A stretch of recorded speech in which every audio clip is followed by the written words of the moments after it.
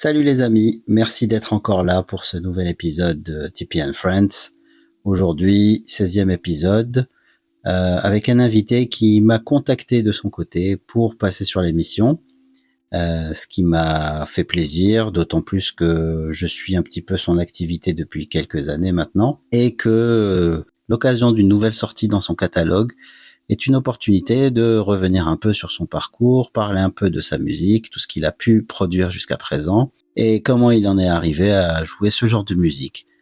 On va parler de black metal, car Adrien Weber, mon invité, est la tête pensante du one-man band Vociferian, ainsi que plusieurs autres projets, tous underground, mais pas que dans des domaines extrêmes.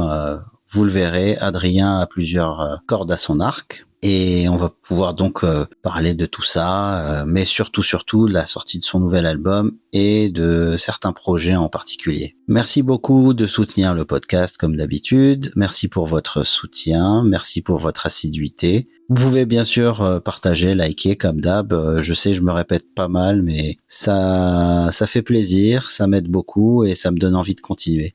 Donc voilà, donc j'espère que cet épisode va vous plaire. Je vous laisse en compagnie de cet entretien avec Adrien Weber du groupe Vociferian. Salut. Salut Adrien, merci beaucoup d'être mon invité aujourd'hui. Très content de t'avoir dans le podcast. Et moi de pouvoir te répondre. Super. Et je vais commencer par te laisser te présenter, présenter ton parcours et puis on va rebondir à partir de là. Hein. On va discuter. Hein. C'est le but du podcast. Ça marche. Bah écoute, on peut remonter à très loin parce que bon, comment tout a commencé, je sais pas, comme toi, j'ai commencé en écoutant du hard rock. En gros, je suis tombé sur un clip de Guns quand j'avais entre 8 et 10 ans. Ça m'a fait un flash. J'ai eu l'impression de naître une deuxième fois, quoi.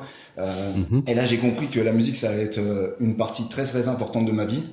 À partir de là, bah, comme beaucoup de monde, bah, tu développes ton oreille, et tu développes entre guillemets, quand t'es jeune, tu cherches un petit peu les choses plus accrocheuses. Donc, je suis passé par Metallica, et puis après, au collège, avec des potes ou avec les cousins, etc. On s'est rendu compte qu'il y avait la scène death metal, la scène black metal. Ouais, avant ça, il y avait Sepultura, Pantera. Enfin, je pense que tout le monde est passé un petit peu par les mêmes choses. Et ce qui se passe, c'est que de là, je suis tombé dans le black metal. En fait, pour une raison très très simple, c'est que j'avais fait plusieurs groupes. Un premier groupe qui s'appelait Dust, qui était avec mes cousins, qui était un truc entre Helmet et Deftones, pour te situer, tu vois. Donc vraiment. Ouais, je vois bien. C'est intéressant ça. Voilà, très loin de tout ça. Et ensuite, ça a muté. On a fait un autre groupe qui était plus hardcore. Donc, je vais dire, pour dire deux groupes à chaque fois, Strife et Killback, quoi, tu vois, dans cette veine-là. Et puis okay. Après, on s'est plus plongé vers un metal hardcore plus sombre. On s'appelait Gaunt. Puis ensuite, on est revenu plus au hardcore traditionnel avec le Madball. Et en fait, moi, sur le côté, j'ai commencé Vociferian, mais doucement, comme un projet en dilettante, quoi. Vraiment un truc que je faisais à côté. Et au final, je me suis rendu compte que tu dois bien savoir ce que c'est, comme c'est compliqué quand on fait des groupes, que tout le monde s'entende, que tout le monde veuille la même direction, que ouais, on dit toujours ouais, c'est un mix des idées, mais il y en a toujours un qui mange un peu plus que l'autre. Et très honnêtement, j'étais un peu cette personne-là, c'est-à-dire que je savais vraiment ce que je voulais et ça suivait souvent pas, en tout cas par rapport, j'aime pas le mot ambition, mais c'est seul qui vient comme ça. J'avais envie que ça aille quelque part. Par exemple, je me rappelle que le bassiste de Dust, une fois on a fait un concert, puis il me dit ah, de toute façon maintenant c'est fini, là on va commencer nos études. Lui en plus il a fait un G-son après. On va commencer les études, tout ça c'est fini. Je me rappelle, je lui ai sauté sur le dos, j'étais en larmes, je lui ai dit quoi, c'est fini, moi ça sera jamais fini, je ferai toujours de la musique, je ferai toujours un groupe. Et en fait à partir de ce moment-là, c'est là que ça a commencé à germer et que je me suis dit j'ai découvert le groupe en 97 que tout le monde a peur de prononcer maintenant sur les réseaux sociaux, qui commence par un B et qui finit par un R. Je vois de qui tu parles, notre cher Christian. Ouais, exactement. Il veut plus se faire appeler comme ça, mais moi j'aime bien l'appeler Christian juste pour faire chier. Mais oui, je comprends de qui tu parles et comment tu as Bon, comment tu as eu l'idée donc de faire un one man band? C'est ça, Si je comprends bien. ça m'a époustouflé de me rendre compte qu'on pouvait tout faire tout seul, et je me suis dit, bah, c'est ça que je veux faire. Moi, sur le côté, j'avais mon cousin qui jouait de la batterie, comme je t'ai dit, dans le groupe, et dans tous les groupes qu'on a fait de hardcore, et puis, je tapais de temps en temps sur sa batterie, je lui piquais, parfois ses baguettes, et puis, j'ai fini par lui piquer son ancienne caisse claire, et j'ai commencé à la batterie comme ça, parce que j'avais envie de pouvoir faire la musique entièrement moi-même, quoi, en autodidacte. Ouais. Toi, à la base, tu es gratteux, c'est ça? Ouais, au départ, je suis guitariste, guitariste-chanteur. J'étais Ok. guitariste-chanteur dans tous les groupes dans lesquels j'étais. Mais je précise Ok. guitariste-chanteur, même si ce n'est pas à mon avantage. Enfin, je chante très peu en jouant de la guitare. Je ne fais pas l'association des deux. Voilà, c'est un point faible, mais j'aime bien le dire parce que je trouve que c'est bien d'être honnête. Il y a beaucoup de gens tellement qui veulent toujours se la raconter, tout ça. Enfin bref. Et c'est aussi un des points qui fait que j'aime faire plus du studio que du live d'ailleurs aussi. Parce que forcément, Ok. j'aime bien être dans ma petite bulle, dans mon truc, voilà, comme si t'étais dans ta grotte, là, tu sais bien l'image qu'on a du black metal de cette façon-là, même si ça a bien évolué depuis, forcément, on n'est plus dans les années 90 non plus. Ouais. Ça, c'est un peu l'image qu'on se fait des mecs qui font aussi de la dungeon Et synth. là, j'allais te le dire, ouais, c'est Euh, exactement ça. c'est un mec dans sa chambre avec un PC et un synthé et qui fait de la zik. Bon, après, je pense que ce modèle a été repris ou que c'est juste une coïncidence. C'est le même modèle qui s'est beaucoup répandu dans le black metal, surtout dans les années 90. C'est ça. Et j'aurais quelques questions à ce sujet-là, Adrien, mais j'aimerais te laisser continuer parce que bon, je t'ai un peu coupé la parole. Non, non, il n'y a pas de souci. Je vais te laisser continuer. C'est parce que ta question elle est large, donc en fait, sinon, les premiers riffs de Vociferian sont nés en 97-98, mais ça s'appelait pas encore comme ça. Et je faisais justement du dark ambiant, hein, voilà, justement mon petit synthé que j'avais piqué à ma sœur, etc. Avant de faire du black metal, c'est ce que je faisais. J'enregistrais ça sur un vieux magnéto, enfin un truc pourri, mais voilà, ça a commencé Ouais. comme ça. Et au final, j'ai essayé de faire du black. Le magnéto, je l'ai posé à côté de la batterie, et ça s'appelait Vulture à ce moment-là, mais c'était les premiers riffs de Vociferian qui se sont développés par après, quoi. Et voilà, donc c'est comme ça que j'ai commencé mon immersion, on va dire, dans le black metal.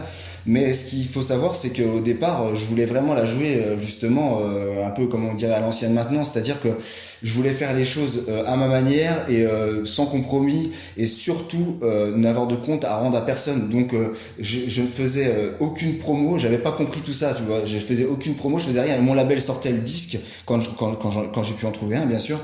Et, Ouais. et je faisais aucune promo. En fait, c'est en 2013, on a eu une belle nouvelle avec notre fille qui est arrivée. Et là, je me suis dit, bon, mon gars, il faudra peut-être commencer à te bouger parce que t'as fait de la musique, mais au final, t'es pas plus que le pelé du coin qui fait son petit truc dans son coin, comme tu l'as expliqué tout à l'heure dans sa chambre.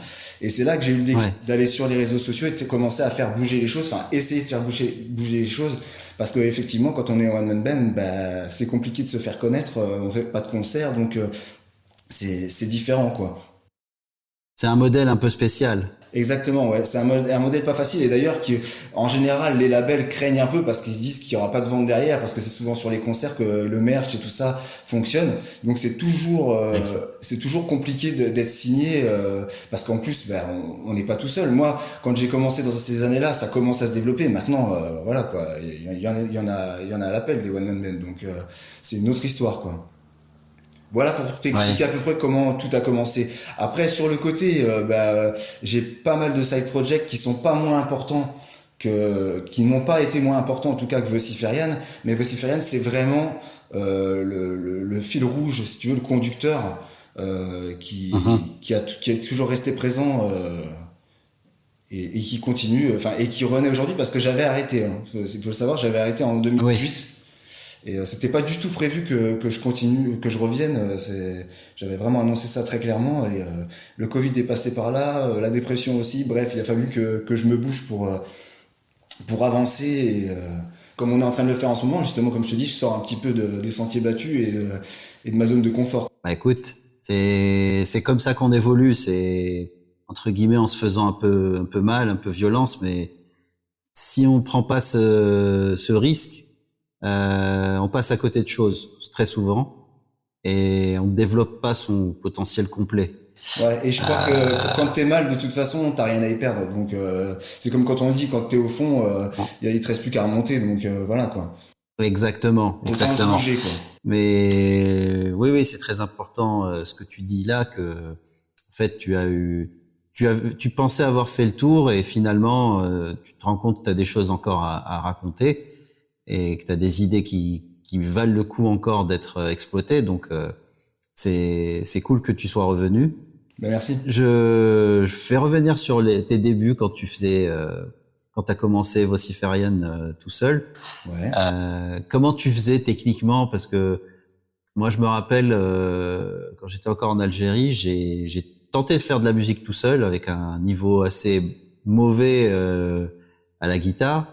Ce qu'il faut savoir, c'est qu'à une période, mon groupe de l'époque répétait dans ma chambre. Donc, les gars laissaient leurs instruments en dehors des répètes, sauf peut-être ils prenaient leurs grattes, mais souvent les grattes et basses restaient. Donc, ça m'est arrivé de m'enregistrer tout seul, donc je faisais la batterie, j'avais dans ma tête les riffs, je jouais ça sans clic, hein, donc Ouais. après j'essayais de jouer de la guitare par-dessus, de la basse, et je prenais le micro et j'essayais de gueuler dedans, hein, j'essayais de faire du death, sauf que bon, c'était très médiocre. D'ailleurs, j'ai même pas gardé toutes ces cassettes, mais j'ai pas de regret là-dessus parce que c'était vraiment naze. C'était juste plutôt pour l'expérience, quoi. Mais en ce qui te concerne, mais comment tu faisais en fait? Bah, t'as pas mal décrit les choses. Bon, il a fallu que j'ai le matériel déjà dans un premier temps. Au début, je te dis, j'avais une batterie, j'avais piqué comment dire, la caisse claire à mon cousin, la double pédale à un tel. Enfin bref, et puis j'ai réussi à faire une batterie comme ça. Puis après, j'ai réussi à m'en payer vraiment une. Mais c'est exactement Mhm. comme tu l'as dit. J'avais un 10 pistes et puis je commençais la batterie du morceau en pensant au riff dans ma tête. Comme tu dis, sans clic. D'ailleurs, je crois que le dernier album de The Syrian, c'est le tout premier que j'enregistre avec un clic, hein. Donc c'est pour te dire, Ah oui. je suis encore très rudimentaire et très. En fait, parfois, j'aime pas utiliser ce mot-là parce que ça peut froisser certaines personnes, mais j'ai des formes de traits autistiques, c'est-à-dire que je suis pas du tout à la page, quoi. Je veux dire, tu me dis que c'est un VST, quoi, je sais pas utiliser du tout ça, je n'y connais rien. Je peux regarder sur Internet tout ce qu'on voit sur les nouveaux instruments et tout ça, ça m'intéresse vachement. Mais alors, j'y comprends rien Mhm. et je gère tout très très à l'ancienne, en fait, comme je peux à l'arrache. Finalement, c'est resté des débuts, quoi. C'est le début, c'est ce que tu dis. T'y vas à l'arrache et je continue à fonctionner comme ça, avec un petit peu d'aide sur le côté quand même, parce que sinon le dernier album n'aurait pas ce son-là, ça c'est clair. Mais je continue à fonctionner vraiment de manière empirique, quoi, vraiment à tâtons, quoi. Et sans trop regarder ce que les autres font et ce que les autres disent et ah, tu devrais faire comme ça, ton son il est comme ci, comme ça. Ça, j'ai jamais fait attention à ce que les autres disaient. Tant que moi je suis Mhm. satisfait par le résultat, c'est ce qui compte. Après, bah, ça plaît pas forcément, quoi. Mais en général, j'assume. Là, ces derniers temps que je vais moins bien, la critique va certainement plus facilement me toucher. Mais à l'époque, j'en avais que dalle à foutre. C'était je fonce, ça vous plaît tant mieux, ça vous plaît pas tant pis, quoi. Voilà, quoi. La fougue de la jeunesse, hein, comme on dit. Oui, oui, oui. Et puis bon, c'est toujours un peu égoïste quand on fait de la musique, voire totalement égoïste. C'est d'abord on fait de la musique pour soi et après, s'il y en a qui adhèrent, c'est encore mieux. Mais c'est sûr que comme c'est un travail personnel, tu y passes du temps, tu mets de l'énergie, tu mets de la conviction dedans. Et derrière, quelqu'un qui écoute ça en 2 secondes va dire bah c'est de la merde. Forcément, ça te touche un minimum, quoi. Après, voilà, c'est surtout si vraiment la personne a écouté attentivement et là il y a rien qui se passe, bah tout simplement c'est que c'était pas le bon public. Aussi. Puis il y a des fois, tu peux être toi tout seul, hein. Tu peux juste aimer toi ce que t'as fait et puis personne d'autre. Mais c'est pas grave, t'as fait quelque chose. Après, c'est sûr que du moment que quelqu'un s'investit un minimum et a suffisamment un regard critique sur ce qu'il fait, il ou elle, hein, au passage, c'est toujours gratifiant d'une façon ou d'une autre. Et surtout, c'est ça qui est important. C'est pas que ça plaise au grand nombre. En Exactement. fait, le plus important, c'est d'avoir un projet, de s'investir, d'y mettre ses tripes et que à la fin, on arrive à un résultat qui est accompli. Et voilà. Donc là, c'est ça le plus important. Si ça plaît à d'autres, Bah ça c'est la cerise sur le gâteau, Exactement. mais c'est pas obligatoire non plus. Il faut pas que ce soit ça le leitmotiv Complètement. euh, pour créer de la musique par exemple ou n'importe quelle forme d'art Bah ouais, mais c'est tout à fait l'état d'esprit, t'as raison. La reconnaissance, ça vient en bonus, mais après, quand ça vient, ça fait quand même vraiment plaisir, hein, faut pas s'en cacher. Donc, on le fait Bien aussi pour sûr. ça, mais certainement pas en premier, quoi. Voilà. Oui, très bien. Et alors moi je t'avoue que le black metal, bah, je suis pas très connaisseur au sens large. Hein. J'en ai écouté dans les années 90 pas mal hein, quand j'ai découvert toute la scène norvégienne. Par la suite, j'ai découvert bah, les pionniers hein, comme Bathory ou Hellhammer, mais ce que je veux dire par là, c'est que c'est pas mon style de prédilection, donc je suis pas très affûté sur les groupes underground. Donc, tout ça pour te dire que Vociferian, j'ai vu passer le nom et tout, mais j'ai pas écouté plus d'un titre, je pense à l'époque. Bon là, j'ai écouté ta dernière création et ça m'a étonné parce que ça ne ressemble pas aux souvenirs que j'en avais. Oui, ben, c'est normal. C'est tout à fait normal parce que ça a vraiment muté pour de bon. Donc, forcément, ouais, non, c'est Oui. normal. Mais tu parles, t'as une très bonne base. Vu ce que tu dis, t'as quand même une très bonne base en black metal. Tu sais, moi, franchement, j'écoute pas beaucoup de nouveaux black metal par curiosité, mais en général, j'accroche pas comme j'ai accroché dans les années 90. Hein. Et je pense qu'on est Oui. bon nombre à le ressentir comme ça en tant que fan de black metal. Mais pour te dire, le black metal, moi, je suis plus vraiment ce qui se passe non plus. Je suis par intérêt parce que forcément je suis en contact avec pas mal de monde, donc ça m'intéresse toujours de savoir ce qui se passe dans tous les domaines, mais je suis plus Oui. passionné par cette musique, très franchement je suis plus passionné par cette musique quoi. Je vais me mettre un titre de black metal, je vais dire ah c'est bien fait, mais ça va pas me prendre au trip et je vais pas me dire waouh comme ça arrache, comme quand j'ai découvert avec Immortal Battle in the North, c'est que je me suis fait Ah bah oui. voilà pulvériser quoi. Voilà. Ça me rappelle, ouais, bah c'était ça. J'ai découvert le black metal avec la compilation World Domination de Osmose. Ah ouais. Donc découvert à la suite Immortal, Marduk, Impal Nazarene. Qu'est-ce qu'il y avait encore sur cette compile? Enfin, c'était la crème quoi de la Ah ouais, scène c'est black sûr, metal Osmose, ils ont fait fort, hein, ils avaient de un peu le l'époque. tiercé, hein. Et et je sais pas. Après, je me suis beaucoup lassé. Enfin, j'adore tous ces albums-là et je les écoute encore. Là, en ce moment, je me fais un gros trip. Je me réécoute les deux premiers dissections que je trouve excellents. C'est des chefs-d'œuvre. Euh, mais bon, tout ce qui est black metal, bah, il y a des trucs que je continue à acheter que je trouve cool. Mais je suis pas le plus pertinent là-dessus parce que j'ai un peu lâché le truc. J'aime bien maintenant quand c'est du black metal qui sort un peu des sentiers battus ou qui est mélangé à autre chose, comme par exemple Sarke ou Sarke, je sais pas comment on prononce, le dernier album avec Nocturno Culto et Kato Bekevold qui ont rejoint le groupe. Ouais, ouais, je vois, ouais. Nocturno Culto, ça fait un moment qu'il est dedans. Bah c'est super parce que c'est à la fois bon c'est une base de black metal mais tu vois que c'est très heavy avec des parties un peu pop, un peu de synthé rétro. Alors ça fait parfois un peu bande originale de Blade Runner et d'autres fois ça part dans de l'orgue Hammond un peu 70s. Moi ça me parle plus, tu vois. Ouais, bah, j'aime bien, bah, dans le côté 70s, bon, c'est subtil, mais quand tu vois le dernier album de Satyricon aussi, qu'à ces côtés-là, moi, ça, j'aime beaucoup, tu vois.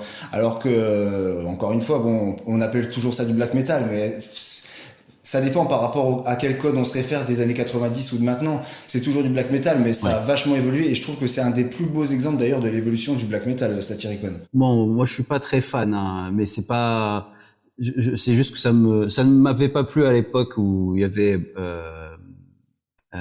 C'était quoi? C'était Nemesis Divina, c'est Non, ça? c'est Rebel Extravaganza, je pense. Mother North, voilà, l'époque où il y a eu la sortie du titre Mother North, c'est là que j'avais découvert. Déjà à l'époque, ça m'avait moins touché que toute la scène norvégienne de l'époque. Donc, et ensuite quand ça a changé, ça m'a moins touché. Mais je peux comprendre que ça plaise et je les ai vus 2-3 fois en concert. Et c'est toujours super quoi. C'est juste que voilà, je suis pas, voilà, j'ai pas de CD de Satyricon par exemple. Ouais, bah, c'est bien, c'est tout à ton honneur, hein. Tu vas pas acheter un CD d'un groupe qui te plaît à moitié, quoi. C'est pas normal. Non, mais bon, j'aurais pu, hein. Mais bon. De toute façon, on n'est pas là pour parler de Satyricon, on est plutôt là pour discuter de ton parcours.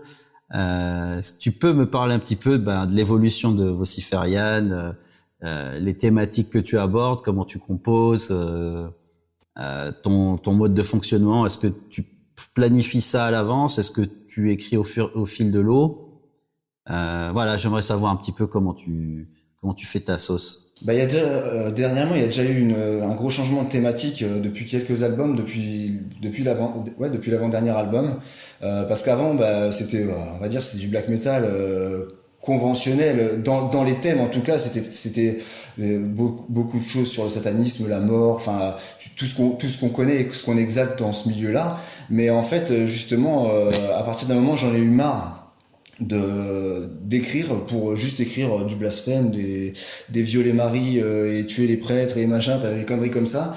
Et je voulais vraiment écrire quelque chose qui soit plus personnel et qui me touche vraiment. Et en fait, c'est venu un peu avec le fait aussi, pardon, de commencer à écrire en français. Et là, je vais remonter loin, mais dans les années 2000, je suis allé voir un groupe, je sais pas si tu connais, c'est dans le milieu hardcore, Trapped in Life. Ils enregistraient au frigo. Et on les a interviewés pour une radio justement. Et il y avait une fille qui squattait avec eux dans le frigo, qui habitait là, et qui avait dit un truc du genre oui, mais celui qui sait bien écrire en français, ça peut vraiment être magnifique, ça peut être d'une agressivité et d'une beauté vraiment qu'on peut vraiment pas avoir dans d'autres langues et dans d'autres façons d'écrire. Je suis tout à fait d'accord. C'est un truc qui m'est resté, et du coup, à chaque fois que j'ai écrit en français, j'ai commencé à écrire en français dans Vociferian en 2009, je crois, non, en 2007, avec Glorificia Bestialis, et après avec Odora, et entre-temps, j'ai eu un autre projet, c'était Aliénant de la Nation, et là, j'avais vraiment... j'ai commencé à vraiment écrire en recherchant vraiment même un côté baudelairien, vraiment un phrasé très spécial et très propre à la langue française, quoi. Et ça a fait évoluer énormément en fait la thématique et du coup le style aussi qui va avec, parce qu'il fallait que ça soit adapté pour moi, il fallait que ça ressemble, il fallait que la musique ressemble au texte. Après, j'écris toujours la musique avant les textes. Ça, c'est la musique me vient, je la rejette, c'est-à-dire que je vais avoir des riffs, je vais les trouver, je vais en faire des caisses, je vais commencer à structurer des chansons, machin, et puis je vais dire non, ça va pas, je vais tout jeter. Et en fait, quelques mois après, quelques semaines après, ça revient. C'est-à-dire que mon cerveau me resserre, même si j'ai tout viré, ça revient. Et il y a une espèce de filtre qui se fait comme ça, et du coup, revient que ce qui matche vraiment, et là c'est comme ça que ça fonctionne, que je finis par composer la musique. Et pour le dernier album, ça a été vraiment particulier parce que je ne voulais vraiment pas le faire, c'est-à-dire que j'étais tellement sur le fait que j'avais arrêté que je ne voulais pas le faire, donc ça a été encore plus violent que d'habitude, et c'est revenu encore deux fois plus fort. Donc et de là, je me suis dit bon, c'est vraiment pas possible, effectivement ça s'impose à moi, il faut que je le fasse, quoi. C'est comme ça que c'est arrivé. Et pour les paroles, c'est un peu un tourbillon, c'est dans la vie de tous les jours. Il faut que je note un truc par-ci par-là, et après je regroupe. En général, c'est pas des paroles toutes faites, c'est pas genre je vais écrire d'un seul coup, tu vois, tout un texte. Ça m'arrive, mais rarement. Ça m'est arrivé pour d'autres projets, mais pas pour Vociferian, quoi. Ça vient au petit à petit comme un tourbillon. Je sens qu'il faut absolument que j'écrive ce truc-là, qu'il faut pas que je l'oublie. Et puis j'y reviens quand je peux, je commence à écrire, et voilà, c'est comme ça que ça se construit doucement, mais c'est toujours dans un tumulte assez tourmenté, on va dire. C'est jamais. C'est pour ça que d'ailleurs, je me rappelle dans les premières interviews que j'ai fait, je parlais toujours de possession. C'est qu'on est vraiment possédé par ce qu'on veut faire. On ne peut pas avancer, on ne peut pas respirer si les choses ne se mettent pas en place. Et voilà, j'ai l'habitude de dire que par exemple, mon instrument, c'est plus un outil que vraiment un instrument. Je suis pas un musicien qui va toucher à son instrument tous les jours, qui va pratiquer à mort. Je suis pas hyper technique du tout. En fait, quand je prends l'instrument, c'est que je sens que c'est le moment de sculpter, de forger le morceau. Et le morceau se forge plus dans ma tête que sur l'instrument, c'est-à-dire que je vais être au quotidien, je vais avoir une mélodie qui vient, même dans mes rêves, je vais me réveiller, il faut que je sauve au dictaphone, et après toute la journée ça va tourner en boucle et ça va faire des combinaisons dans mon cerveau de ça peut fonctionner avec ça va se mettre comme ça, là, là, là, et le morceau se construit dans ma tête, et là c'est un peu la panique parce que je me dis merde, faut que je pose ça sur papier sinon je vais oublier, et ça se fait en général comme ça, et voilà en général, mais on va dire que plus les années passent et plus je le fais, plus ça devient douloureux et compliqué pour moi. Et en plus, avec la période que j'ai traversée et que je suis encore en train de traverser, même si ça va mieux, là, sur le dernier album, ça a été vraiment, ça m'a beaucoup, beaucoup coûté, quoi. Mais je pense pour un bon résultat au final, enfin moi en tout cas, je suis vraiment content du résultat. Donc voilà, ça valait la peine aussi. Tu peux être content, il sonne bien et c'est hyper intéressant. Plus alors je me trompe peut-être, mais c'est que 3 morceaux, c'est ça? C'est que 3 morceaux, ouais. D'accord. Donc c'est pareil, composer des morceaux longs sans se répéter, c'est assez intéressant à souligner.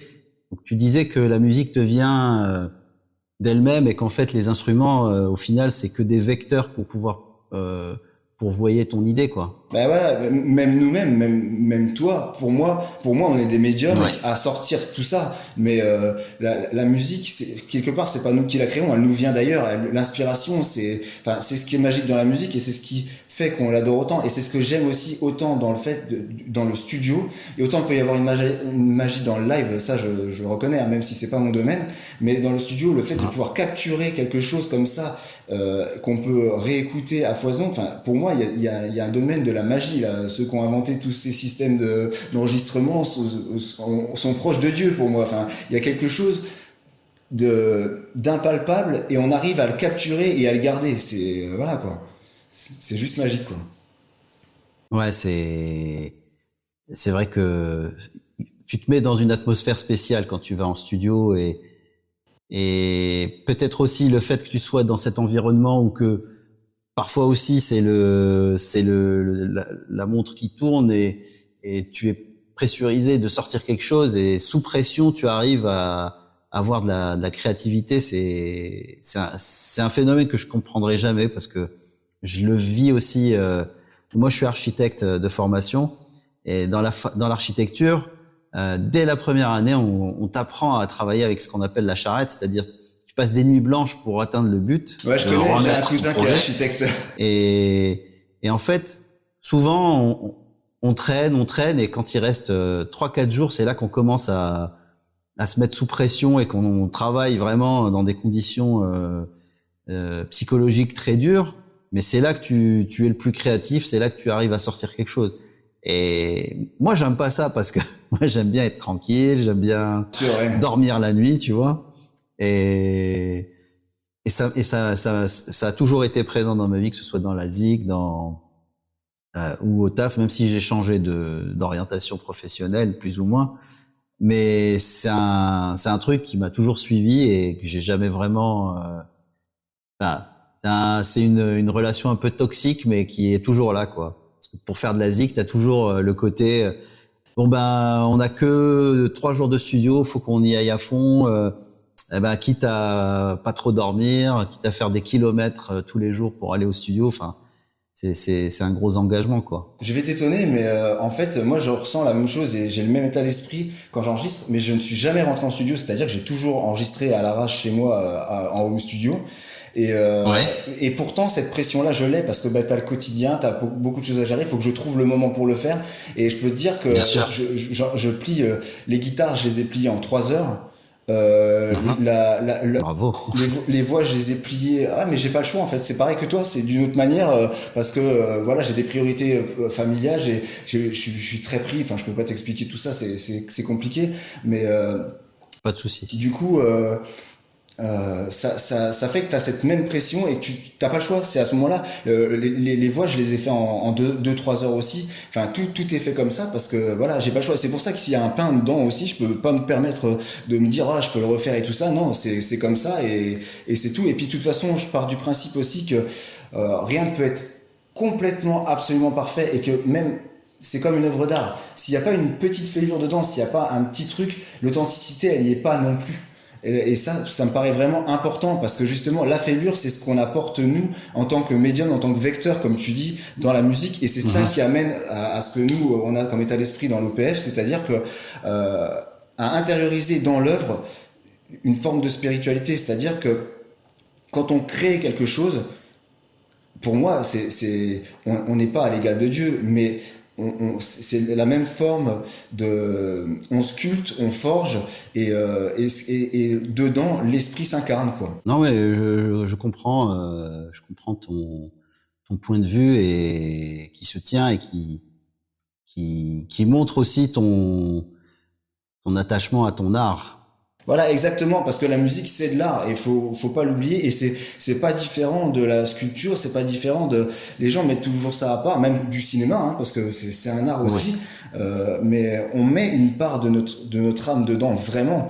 C'est sûr. Celui qui ne la met pas, il est pas là pour les bonnes raisons, et ça s'entend tout de suite dans sa musique, hein. Ouais, malheureusement, on a beaucoup d'exemples comme ça. Voilà. On va pas commencer à les citer. Non. On va encore dire que on est des métalleux fermés d'esprit et compagnie. Je pense qu'il y a ce qui te touche, il y a ce qui te touche et il y a ce qui te frôle, et puis voilà, puis tu vas dire oh bah c'est bien fait, mais voilà, c'est bien fait, mais ça, tu ressens rien, donc voilà, moi Exactement. C'est ce qui m'intéresse. Après, si ça plaît à quelqu'un d'autre, encore une fois, moi je suis pas du genre à cracher. Par exemple, moi je suis beaucoup plus studio, même si je vais pas en studio, mais je veux dire, je suis pas live parce que pour moi la musique c'est un peu une bande originale de la vie. Tu vois, pour moi la musique c'est le gamin qui va au collège avec ses écouteurs sur les oreilles et puis qui regarde autour de lui et puis qui est dans son monde. C'est ce côté encore une fois un peu autistique, et c'est ça que je développe, et c'est là-dedans que je me plais. Mais ça veut pas dire que je crache sur les gens qui font du live, parce que nom de Dieu, justement, je suis plutôt hyper admiratif d'enquiller les tournées, les machins, les dates et tout, les répètes, parce que moi c'est pareil, je répète quasiment pas, hein. C'est comme je te disais, moi je prends mon outil, je m'y mets et puis je forge, mais après c'est fait, c'est forgé, c'est là, je vais plus retourner, je vais même plus rejouer les riffs un jour sur ma guitare, hein. C'est une fois que l'album il est fait, il est fait, quoi. Je peux le faire pour m'amuser parce que voilà, mais je veux dire, c'est plutôt bon, c'est quoi le prochain, sur quoi, qu'est-ce qui va me parler, et vers quoi je vais tendre pour la prochaine fois. C'est plutôt ça qui va se poser comme question, quoi. Donc signature chez Meuse Musique. Exactement, ouais. Label belge, et ça je suis content justement parce que bon, moi je suis français d'origine mais je suis belge depuis des années maintenant, et ça m'a fait plaisir de pouvoir mettre en valeur un label belge, wallon aussi, parce que bon, il se passe pas mal de choses en Flandre, mais du côté wallon c'est moins le cas, donc voilà, quoi. On va saluer Denis au passage, du coup. Exactement, ouais. Ouais, mais c'est grâce à lui, hein. C'est à lui que j'ai fait écouter, il a adoré vraiment l'album, et donc du coup il a fait passer à ses collègues, et voilà, quoi. Denis, c'est un activiste de l'underground depuis tellement d'années. C'est cool qu'il soit encore là à aider les artistes et tout. C'est cool. Il nous a pas mal aidé aussi avec Conviction. D'ailleurs, il y a un an, on a été joué à son festival dans l'Avourie. Ah, c'est pas très loin de chez nous, hein. C'était super. Le cadre est magnifique. Et les groupes étaient cool. L'accueil super sympa. Et Denis, ben c'est une crème. Donc ah ouais, c'est un super. On le salue. Ouais, exactement, on salue Denis. Et d'ailleurs, je sais pas si tu sais, tu parlais de Dungeon Synth, mais il a organisé le premier festival de Dungeon Synth justement au château. Il y a quelques. D'accord. Il y en avait jamais eu en Europe, en fait. Tu m'étonnes, mais c'est marrant ça. Ouais, j'aurais pas cru, tu vois, qu'il y ait un festival dédié à ce style. Ouais, ben c'est lui qui l'a fait, c'est la première fois, et ça a bien marché. Du coup, ils vont réitérer l'année prochaine, quoi.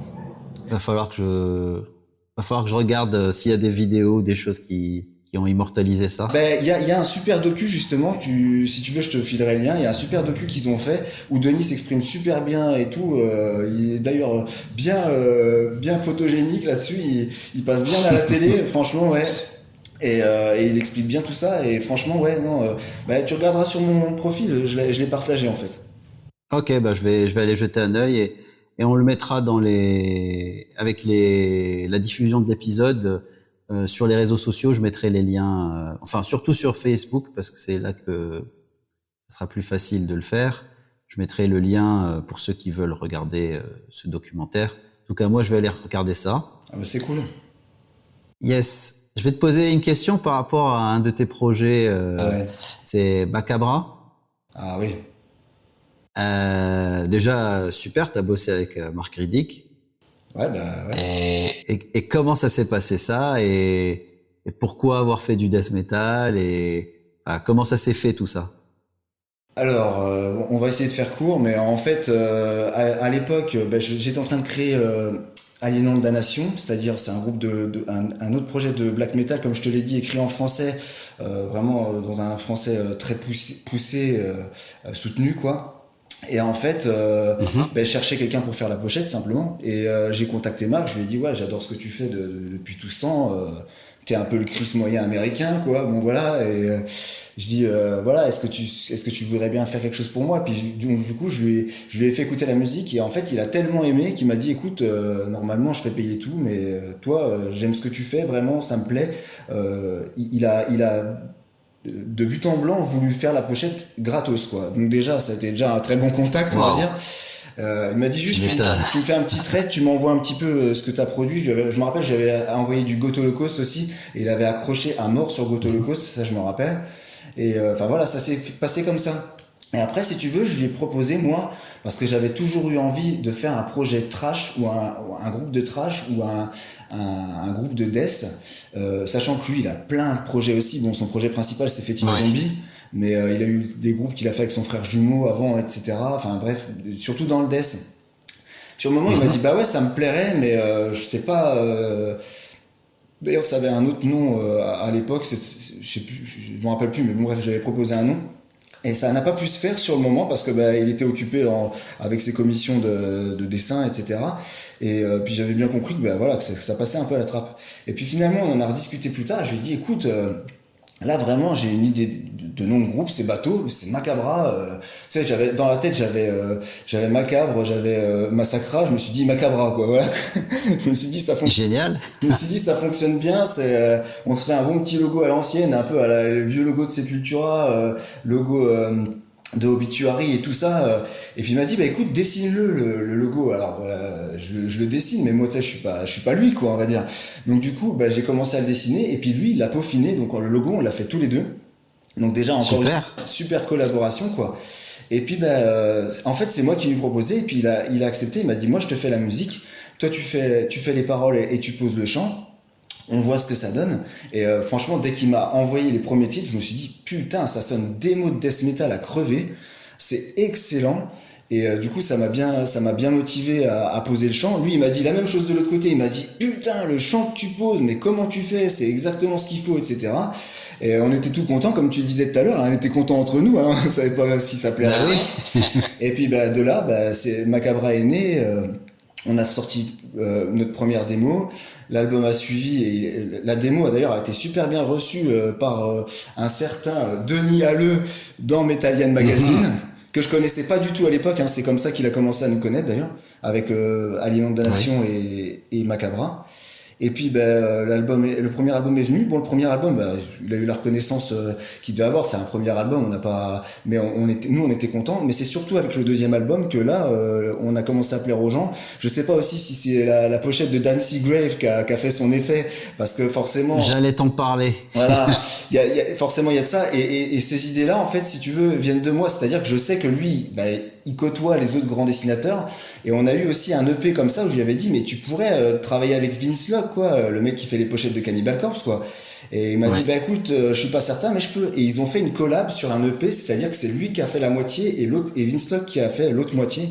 Et on était super contents. Et de là je lui ai dit voilà, tu connais peut-être Dan Seagrave, tu pourrais lui demander. Et on a eu notre première pochette de Dan Seagrave, on était vraiment super contents. Même lui qui est pourtant il est très bon, oui. L'illustrateur qu'on connaît, il était trop fan d'avoir Dan Seagrave. Et puis depuis, Dan Seagrave nous suit, puis il aime bien le petit verre, la petite note qu'on a, nous c'est le vert. Dans Macabra, on s'est dit, tu vois, avoir un espèce de fil rouge justement, mais un fil vert. Et puis du coup, il nous fait des pochettes vertes à chaque fois, et on est content, quoi. Et ça va, ça vous coûte pas tout le budget du projet? Écoute, ça je vais te dire, c'est lui qui voit avec, donc je ne sais pas. D'accord. Je ne sais pas comment ça se passe. Il l'a pas gratuitement, ça c'est sûr, ça c'est certain. Mais après, est-ce qu'entre dessinateurs ils se font des avantages ou quoi, ça je ne peux pas te dire. Mais c'est clair que oui, c'est. Parce que comme j'évolue pas mal dans le style death metal, forcément à un moment je me suis dit j'adorerais avoir une pochette de Seagrave ou de Repka. Bah oui, c'est clair. Mais bon, le budget t'ampute. Ouais, c'est clair. Trop de moyens par rapport au reste de l'enregistrement, donc la musique reste la priorité quand même. Quoi. Surtout que nous, la musique, on l'a fait justement aussi à l'arrache, au home studio et tout ça. J'ai enregistré avec des micros, tu t'hallucinerais, quoi. Je veux dire, c'est fait vraiment à l'arrache. Maintenant, un peu plus, ça a évolué, etc. Mais c'est voilà. Donc la pochette coûte plus cher, à mon avis, que notre production. Ça, c'est sûr. Ça, c'est certain. Même en réunissant tous les éléments pour enregistrer, etc. À mon avis, t'y arrives pas. C'est clair. Et du coup, toi, tu travailles sur PC quand même, ou Mac, je sais pas, enfin sur ordinateur, mais ou alors tu es encore avec des. Bon, je pense que tu veux passer au numérique si tu travailles avec un mec à distance. Je suis quand même passé au PC, mais je suis à l'ancienne, c'est-à-dire que je te dis, je fonctionne pas avec les VST, je fonctionne pas avec tout ça, et c'est pas de cracher dessus non plus, encore une fois. Hein. C'est juste que moi. J'arrive pas à comprendre tout ça. Moi, j'enregistre ma guitare, je mets mon micro devant mon ampli, et puis voilà, quoi. Je reste assez basique à ce niveau-là. Donc tu ne réampes pas, en fait, quand tu travailles chez toi, tu fais pas une prise clean que tu envoies à un mec pour mixer à l'autre bout du monde, quoi. Ah non, pas du tout. Mais de toute façon, enfin pour Macabra, c'est pas la même chose parce que Macabra, c'est lui qui enregistre tout. Hein, de toute façon, oui. Il y a que la voix. Oui. Ah ben je l'envoie brut quand même. C'est lui qui mixe. Hein. C'est lui qui mixe et c'est lui qui met les effets, etc., etc. Moi, je lui envoie vraiment un truc brut, sans rien. Quoi. Ah non, c'est bien enregistré en numérique sur un PC. Hein. Ça, je suis quand même passé au PC dans les années. Enfin, il y a que les tout premiers albums de Vociférienne qui ont été faits sur 10 pistes. Certains de Holocaust et de Luger aussi. Mais sinon, je suis passé au numérique après et sur PC. Mais sur des vieux bazars piratés. Enfin, j'ai jamais été sur Cubase et machin truc. J'ai toujours fait ça un petit peu avec ce que tu pouvais trouver à l'arrache, quoi. Et d'ailleurs, je change souvent de matériel pour enregistrer. C'est-à-dire que j'utilise pas souvent les mêmes logiciels. J'utilise pas souvent le même ampli, j'utilise pas souvent la même guitare. Très souvent, je change de guitare et c'est pas la même. Là, j'ai déjà plus la même guitare que celle que j'ai enregistrée le dernier album de Vociférienne, par exemple. Voilà. D'accord. Je change régulièrement de matériel.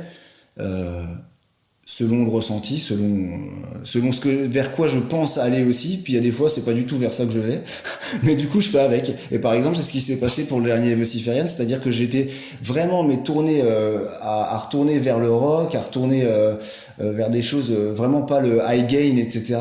Et du coup j'avais acheté une SG blanche avec des 57 dessus, des classiques 57, donc c'est pas vraiment fait pour faire du métal, quoi. Et du coup je me suis dit pourquoi pas composer des choses lourdes mais avec un son rock, et c'était ça un peu l'idée aussi au départ de l'album et le pari, quoi. C'est pour ça que t'entendras pas de palm muting ou de choses comme ça. Déjà j'en voulais pas, mais je veux dire que ça n'aurait pas sonné, quoi. Ça n'aurait pas bien sonné, quoi. Oui. Ouais, ok, je vois très bien. Et pour la basse, tu l'as fait toi-même ou tu la programmes?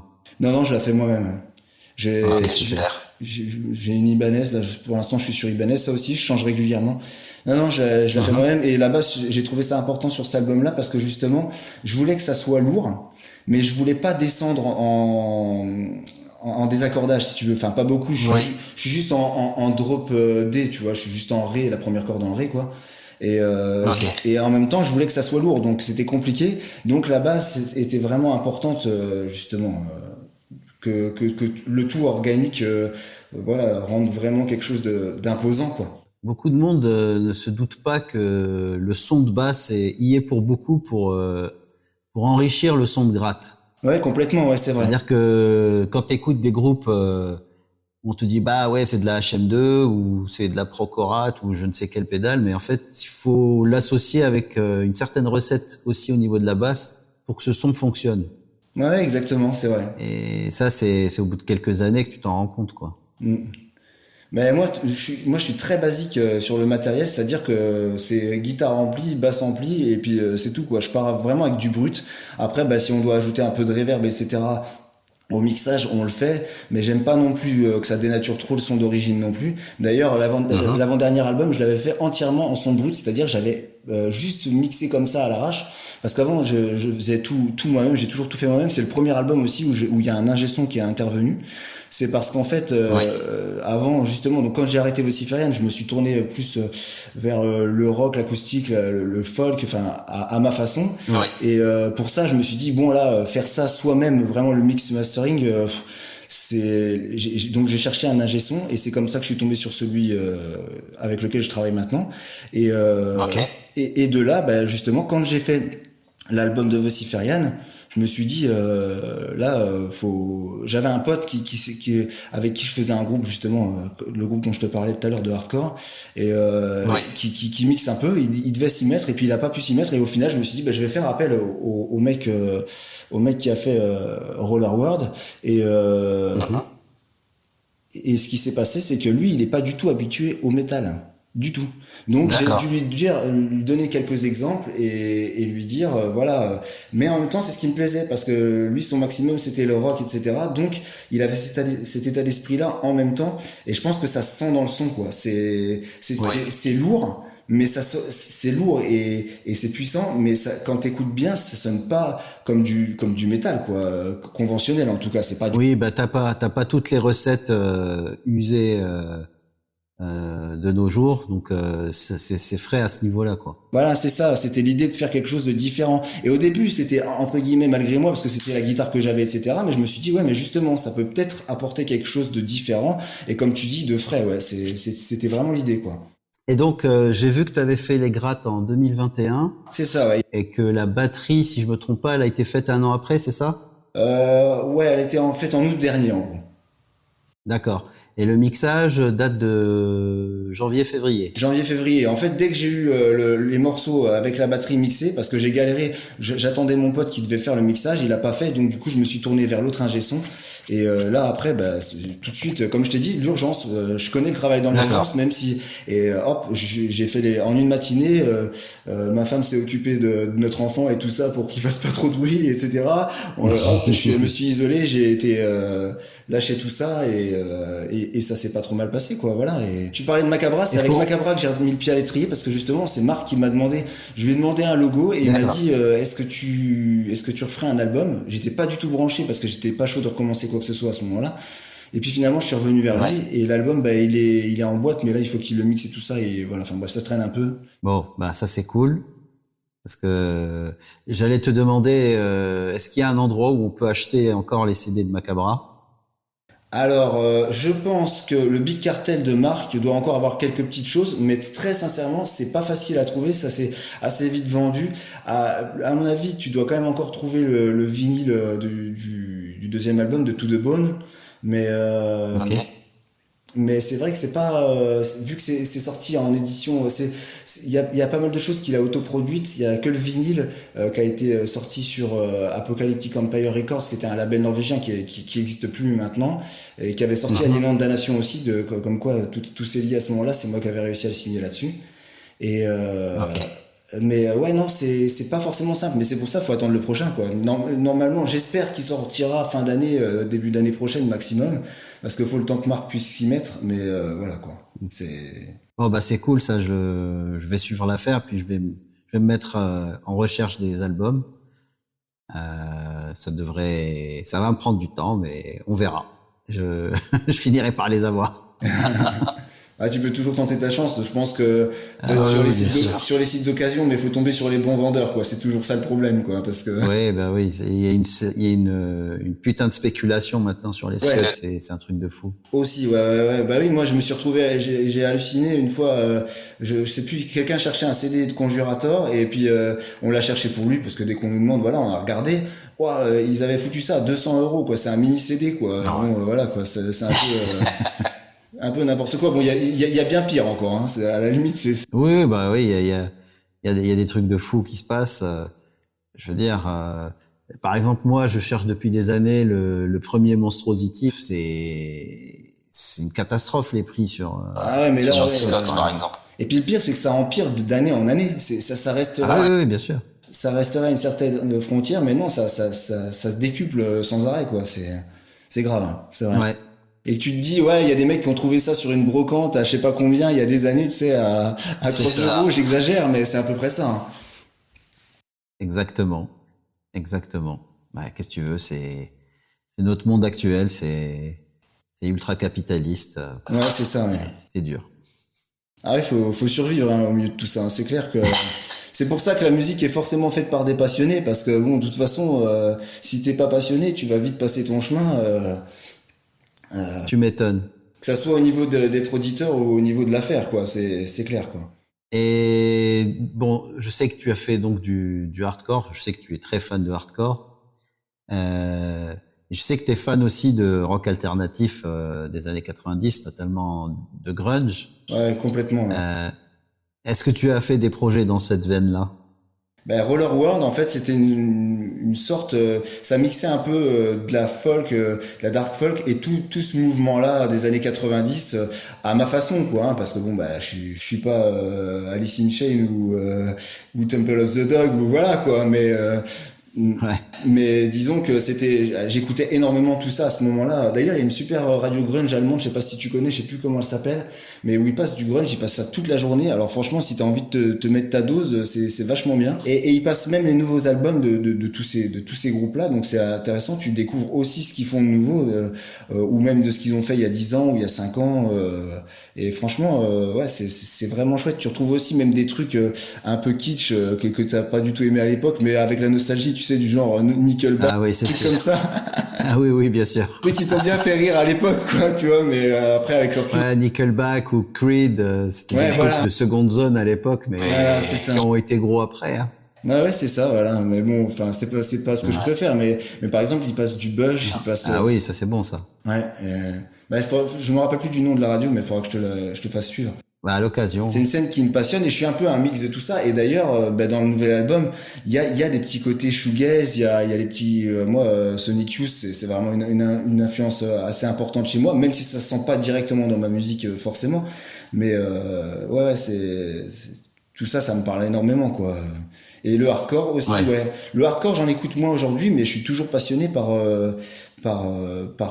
comme dans le black metal, quand j'ai découvert dans les années 90, j'avais un peu les deux pendants, quoi. Tu vois, quand il faisait moins 15 degrés, j'écoutais Immortal et Marduk, et quand il faisait plus, j'étais sur Madball, Kickback, Integrity et toute la clique, quoi. Donc, ouais. Et ça aussi, je pense que c'est ce qui fait que j'ai toujours essayé de faire quelque chose de particulier dans mon black metal, c'est-à-dire que par exemple j'ai fait une chanson, j'ai eu le plaisir d'avoir Dwidelion d'Integrity justement dessus, et c'est un titre de black. Bon, lui il aime bien le black et tout ça en plus, donc ça tombait bien, mais on a fait vraiment c'est un truc un petit peu darkthronien, et on a posé un chant très hardcore dessus. Et enfin ça c'est vraiment des choses qui me ressemblent, quoi, justement. Et en fait les derniers albums de Vociferian, plus ça a été, moins ça a été collé à des codes qu'on nous a dictés, parce que attention, sinon c'est pas du trop black metal, etc. Mais plus, voilà, moi ce que j'ai vraiment à vous offrir, là d'où je viens et qui je suis vraiment. Et ça, dans le black metal, je trouve que tu le trouves pas souvent. Les gens se livrent pas, ils veulent plus coller à des concepts et à des idées bien préétablies, quoi. Et ça, je trouve ça dommage, quoi. Bah, c'est remâché, quoi. Exactement, c'est remâché. Donc bon, une fois que t'as fait une fois, moi, il y a pas un album de Vociferian qui se ressemble. Celui qui connaît le groupe, il sait qu'il y a pas un album qui se ressemble, que les influences sont vraiment très différentes d'un album à l'autre, et qu'en même temps tu reconnais, enfin en tout cas je l'espère, la patte du groupe à travers la discographie, quoi. D'accord. Donc le prochain album, il sort officiellement quand et sous quel format? Alors, il sortait le 26 mai officiellement. Nous, on a juste eu un peu pris de retard parce qu'on essaie toujours de faire des éditions assez spéciales aussi. On aime bien que ça ait une vraie identité, une vraie marque de fabrique. Et on a certains éléments qui ont traîné à venir. Donc, on n'a pas fait de grosses annonces. Comment dire, out now, machin truc. Non, on a préféré dire c'est sorti. Donc les gens qui viennent, qui veulent l'édition standard, ils peuvent l'avoir chez nous ou chez Neuz Music. Mais par contre l'édition limitée, il y a que nous qui la faisons. Faut passer directement par nous. Voilà. Et il y aura quoi sur cette édition? Il y a pas mal de merch officiel et spécifique à cette édition, j'imagine. Alors nous, ce qu'on aime bien, c'est toujours essayer de faire un écrin et de, comme je te l'ai expliqué, spiritualia sub metaphoris corporalium, c'est-à-dire que à travers ce qu'on offre aux fans qui ressentent le côté qu'on incarne de l'esprit dans ce qu'on met, qu'on y met vraiment notre âme, quoi, tout simplement, pour le dire platement. Donc on essaie de faire des choses un petit peu DIY, c'est-à-dire où on met nous-mêmes la main à la pâte et où on fait nous-mêmes pour montrer qu'on met de nous vraiment dans la musique comme dans la forme qui vient autour et qui la met en valeur.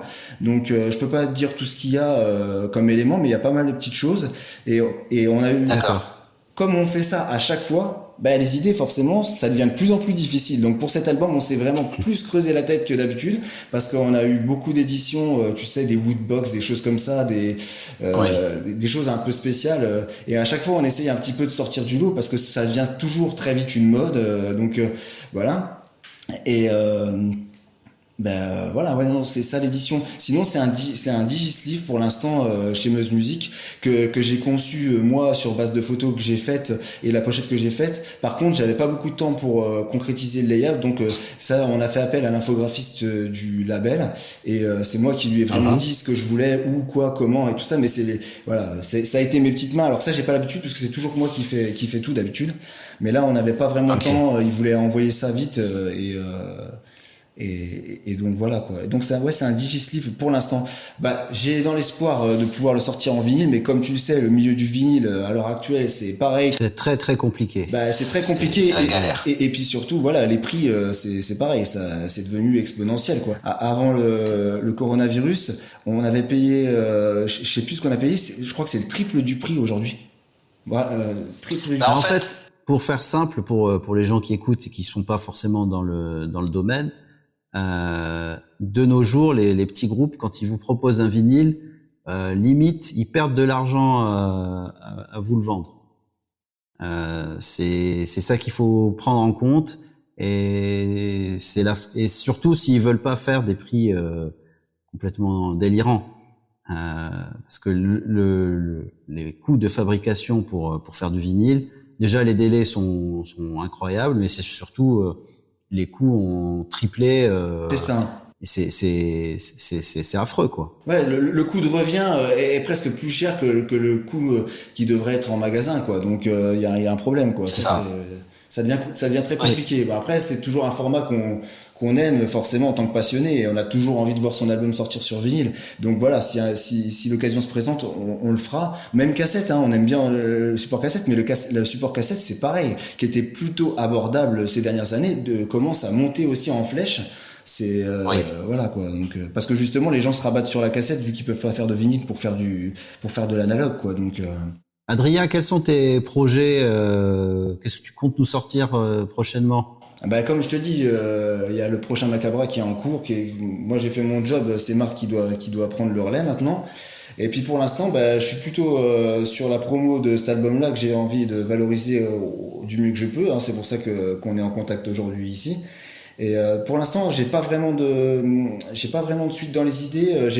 En fait, le problème, c'est que j'ai toujours plein d'idées, mais que il y a un moment donné où ça va se mettre sur des rails. Mais pour l'instant, je suis un peu trop tous azimuts, j'ai trop d'idées, donc je préfère poser les choses et je verrai plus tard ce que je ferai. Mais ce que je peux dire, c'est que depuis le début de Vociferian, en fait, à chaque album, j'ai cru que c'était le dernier. Donc voilà. Tu vois, à chaque fois, dès la première démo, je me suis dit bon là c'est bon, j'arrête. C'est bien ce que j'ai fait, mais on va arrêter là. Et d'ailleurs, j'ai un pote à moi qui se fout toujours de moi parce que quand j'ai vraiment arrêté en 2018, il m'a dit oui c'est ça. Et puis bah il avait encore raison parce que à chaque fois que je le dis, c'est à tort. Donc voilà, on verra bien la suite. Mais ouais, j'ai toujours des idées en tête. On verra de quelle manière ça peut se matérialiser ou pas, hein, parce que c'est pas toujours. Il y a pas que l'idée, il y a le fait de savoir si ça va être concrétisable ou non aussi, si ça en vaut la peine, si le jeu en vaut la chandelle, comme on dit. Hein. Donc, mais pour l'instant, ouais, j'essaie de pérenniser la sortie de cet album en espérant qu'il ait l'accueil qu'il mérite. Quoi. Pour l'instant, franchement, j'ai plutôt des bons retours, donc je suis plutôt content. Et on va espérer que ça continue sur cette voie-là, quoi. Exactement. Écoute, on va arriver à la fin de ce podcast.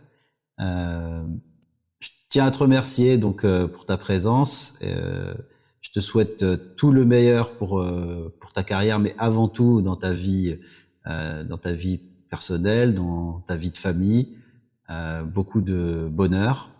Et puis j'espère que tu nous sortiras encore pas mal de scuds parce que on a besoin d'artistes iconoclastes et qui ne rentrent pas dans les moules. C'est important. Faut casser les codes, c'est important. Ça entretient la musique, ça entretient un certain vivier de musiciens et d'artistes.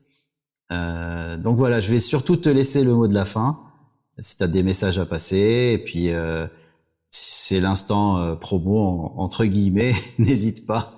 Bah écoute, déjà je tiens à te remercier parce que t'as répondu à l'appel dès que je t'ai demandé, et il y a des gens qui disent oui et puis après ça passe à la trappe. Donc déjà je te remercie, et ensuite toi pareil dans ta vie de famille, parce que je sais bien que t'as ta petite famille aussi, je sais bien que t'es bien occupé dans tous tes projets, dans tous tes magnifiques groupes où tu te donnes corps et âme, et ça se voit et ça fait plaisir à voir d'ailleurs. Et non, j'ai pas plus de promo que ça à faire, à part que nouveau Vocify sort, et que j'espère que les gens vont l'apprécier. Ceux comme tu dis, pour les initiés à qui ça peut plaire, parce que les autres, ils écouteront autre chose, et tant mieux. Mais j'espère que l'accueil va continuer à aller dans ce sens, parce que effectivement, ça a été une pénitence, ça a été vraiment dur à sortir. Mais bon, apparemment, c'est pour de belles choses maintenant, donc c'est que ça en valait la peine.